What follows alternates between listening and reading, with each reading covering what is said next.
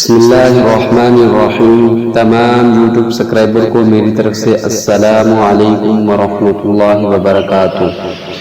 میں آج آپ کے لیے بہت ہی مفید اور صحت بخش نسخہ لے کر حاضر ہوا ہوں۔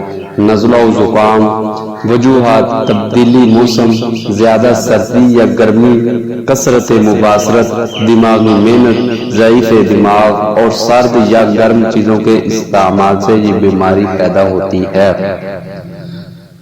تشخیص: دماغ کے فضلات دماغ پر گریں تو نزلہ، اور اگر ناک سے بہیں تو زکام سے تعبیر کیا جاتا ہے۔ ناک سے ربوبیت نکلتی ہے یا گلے میں خراش ہوتی ہے۔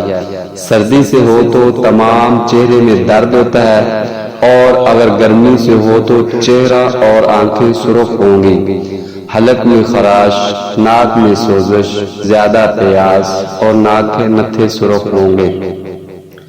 علاج: نبشہ 5 تولہ، سبو سے گندم 15 تولہ، 1.5 پاؤ پانی میں بھگو کر 8 گھنٹہ بعد جوش دے۔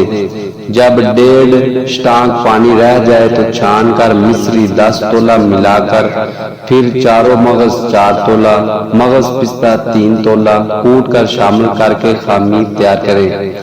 خوراک: روزانہ 1 تولہ صبح و شام کھلائیں۔ فوائد: نزلہ و زکام کا فوری علاج۔ نوٹ: اگر نزلہ دائمی ہے تو حب شفا کا یہ نسخہ استعمال کریں۔ اگر آپ کو ہماری ویڈیو اچھی لگی ہو تو لائک کریں، شیئر کریں اور بیل آئیکن کے بٹن کو دبانا مت بھولیے گا۔ جزاک اللہ و احسن الجزا۔